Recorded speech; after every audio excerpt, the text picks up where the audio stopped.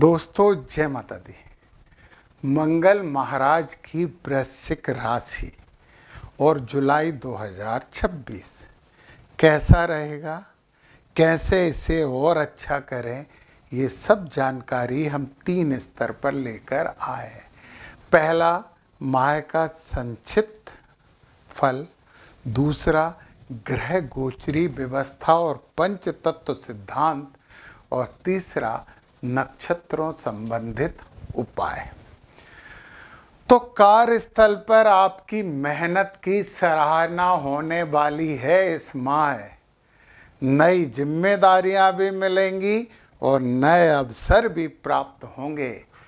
धन लाभ के तो योग बन रहे हैं। उधार लेन देन में सावधानी बरतना पड़ेगा। परिवार में किसी सदस्य की उपलब्धि से आपको प्रसन्नता प्राप्त होने वाली है। स्वास्थ्य में टेंशन, तनाव लेना तो आपकी सेंट्रल टेंडेंसी है। और अनिद्रा क्यों? विचारों का आंधी तूफान दिमाग में चलेगा। उसकी वजह से ओम शाम सदाशिव नमो नमः का जाप करना, विचारों से मुक्ति मिलके नींद लग जाएगी। तो अनिद्रा से बचना होगा।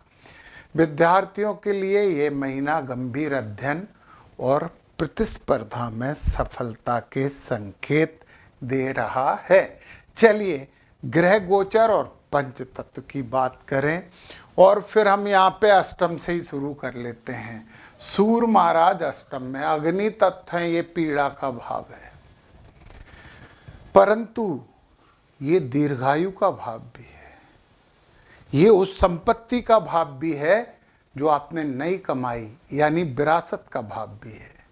अग्नि तत्व बैठे हैं मिथुन राशि में, जो कि वायु तत्व है।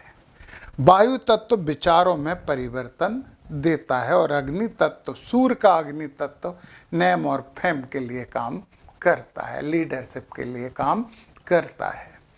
तो यहाँ पे जब सूर्य बैठे हैं और वायु तत्व से रिलेटेड हैं, तो थोड़ी सी एक्सरसाइज, योगा, सूर्य नमस्कार कर लीजिए। सूर्य भगवान को जल भी चढ़ा लीजिए।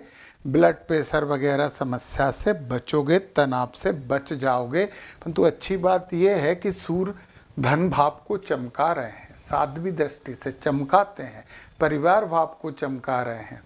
तो ये तो शुभता है ना। फिर 17 तारीख से यहाँ भाग्य में आ जाएंगे।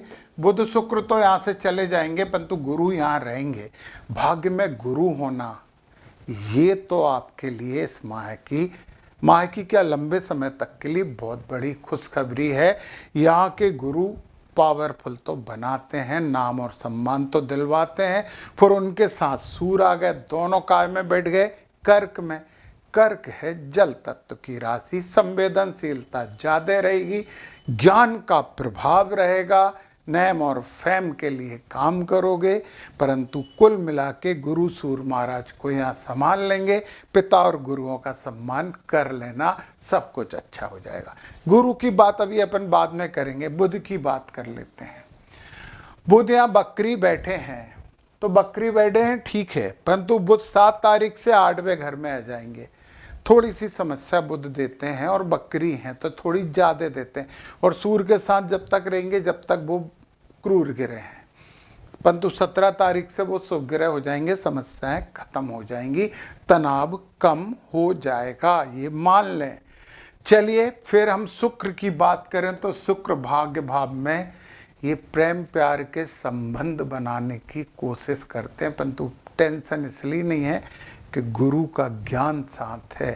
तो बहुत अच्छा उसमें रहिए, प्रेम प्यार में रहिए, परंतु गुरु का ज्ञान आपको उस मामले में सावधानी बरतवाएगा और आपको संयमित रहना सिखा देगा। फिर 4 तारीख को ही शुक्र यहाँ आ जाएंगे केतु के साथ। कर्म में केतु कर्म से विमुक्ता दिलवा रहे थे, अब शुक्र आके फिर आप लग्जरी और उसके लिए सुख सुविधा के लिए काम करोगे, बहुत अच्छे हो जाएंगे। गुरु महाराज नवम भाव में उच्च पद दिलवाते हैं, जिम्मेदारियां दिलवाते हैं, सफलता दिलवाते हैं। फिर 1 2 3 4 5 भी दृष्टि लगन पे डाल रहे हैं और लगन पे डाल के भी शुभता दे रहे हैं। आपके राशि स्वामी की राशि है तो कहीं ना कहीं राहत मिल रही है। सातवीं दृष्टि पराक्रम पर डाल के आपके पराक्रम, छोटी छोटी धार्मिक यात्राएं आपको करवाने वाले हैं। फिर नवीं दृष्टि यहाँ पे पंचम भाव में डाल रहे हैं, जो कि आपको प्रतियोगिता परीक्षाओं में, शिक्षा में, प्रेम प्यार के संबंध में, बच्चे हैं तो उनसे संबंधित अच्छी बातें बताएंगे। क्योंकि शनि इन सबको डिले कर रहे थे, परंतु गुरु की दृष्टि और गुरु की राशि में शनि बैठे हैं, तो शनि अब गुरु हो गए मान लो। शनि महाराज ठीक है, यहाँ गुरु हो गए, परंतु शनि जहाँ देखते हैं वहां से तो सावधानी बरतने की कहते हैं। 1 2 3 या मंगल की भी बात कर लेते हैं। मंगल यहाँ पे बैठे अग्नि तत्व पृथ्वी तत्व में। देखिए संबंधों में स्थिरता जरूर रहेगी, एग्रेशन रहेगा। और शनि महाराज दृष्टि डाल रहे हैं तो पार्टनर, जीवन साथी से संबंध अच्छे रखने की कोशिश करिए, एग्रेशन कम लाइए, तो शनि की दृष्टि अच्छी हो जाएगी। ये लाभ भाव पे डाल रहे हैं शनि दृष्टि। सामाजिक संबंध अच्छे रखेंगे, मेहनत से काम करोगे तो लाभ होगा। 8 9 10 भी दृष्टि धन भाव पे डाल रहे हैं, तो यहाँ पे भी धन में डिले कर सकते हैं, परंतु परिवारजनों से अच्छे संबंध रखोगे, वाणी में थोड़ा सा मिठास रखोगे तो शनि महाराज शुभ हो जाएंगे आपके लिए। तो शनि महाराज की बात हो गई। अब राहु यहाँ पे चौथे भाव में बैठे हैं, और चौथे भाव के राहु थोड़ी सी समस्या देते हैं। कई बार आपको घर में ऐसा लगता है कि कोई था, रात में उठ जाते तो ऐसा लगता है, ऐसा करवाते हैं राहु, ये पक्की बात है। परंतु माता का आशीर्वाद लेते रहिए और देवी जी की आराधना करते रहिए, राहु ठीक हो जाएंगे। तो ये तो हो गई हमारी ग्रह गोचर। राहु पता है, राहु वायु तत्व है, और वायु तत्व कैसे हैं? तूफान वाली वायु, और बैठे 11वीं राशि में है। 11वीं राशि भी वायु तत्व है। तो फैक्ट है कि राहु है ना, कुछ ऐसी समस्याएं उत्पन्न कर सकते हैं जो है ही नहीं, तो है नहीं, ये मान लो। देवी जी की आराधना करिए, बिल्कुल करिए, सब ठीक हो जाएंगे। चलिए, ये सब बातें हमारी हो गई। अब हम नक्षत्रों की बात कर लें। विशाखा, अनुराधा और ज्येष्ठा 3 नक्षत्र होते हैं वृश्चिक राशि में। नक्षत्रों के बारे में पूरी जानकारी लेना है तो डिस्क्रिप्शन में मेरे ऐप की लिंक है, उसे डाउनलोड कर लीजिए। फाइनेंस एस्ट्रोलॉजी नाम का कोर्स है जिसमें नक्षत्रों पूरे चक्र समझाए गए हैं। केवल फाइनेंस नहीं है, फाइनेंस सर्वतोभद्र चक्र से समझाया, 84 खानों की कुंडली से। तो वो ऐप डाउनलोड करके कोर्स लेके अपना ज्ञान और अपने जीवन में शुद्धता आप बढ़ा सकते हैं। चलिए, सबसे पहले अपन बात कर लेते हैं विशाखा नक्षत्र की।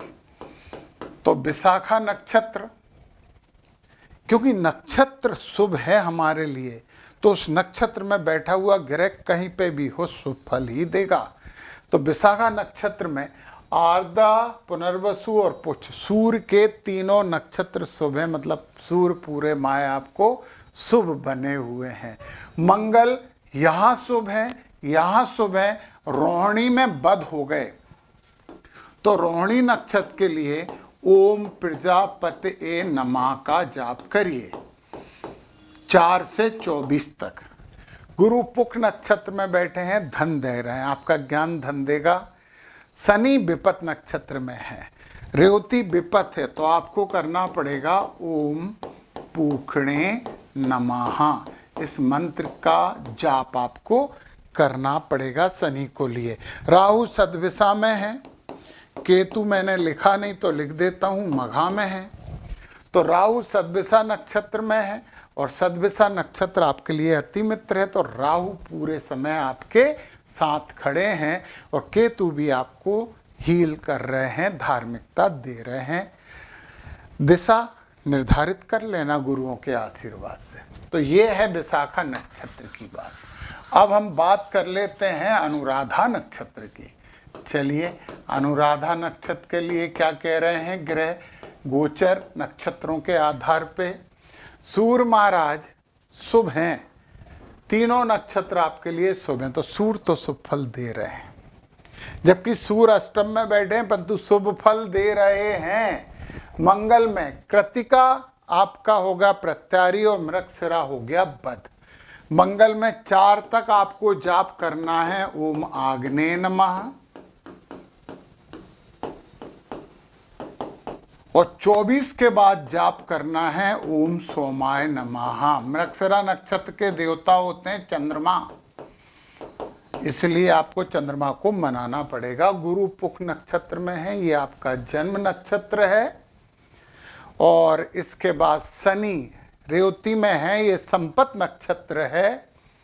राहु मित्र नक्षत्र में बैठे हैं, परंतु मघा नक्षत्र आपके लिए विपत है। तो आपको पूरे माह एक मंत्र और जपना है पितरों के लिए, ओम पितृभ्यो नमः। पितरों को पूजिए। तो अनुराधा नक्षत्र के लिए ये माह और बहुत अच्छा हो जाएगा। वैसे भी अच्छा तो है ही, और अच्छा करना है ना अपने। अब हम आ जाते हैं ज्येष्ठा नक्षत्र। ज्येष्ठ यानी कि बड़ा। चलिए ज्येष्ठा नक्षत्र के लिए ये ग्रह गोचर नक्षत्रों के आधार पे क्या कह रहा है। सूर्य जब आर्द्रा में है तो बध है, बाकी पुनर्वसु सुबह पुष्सुक है।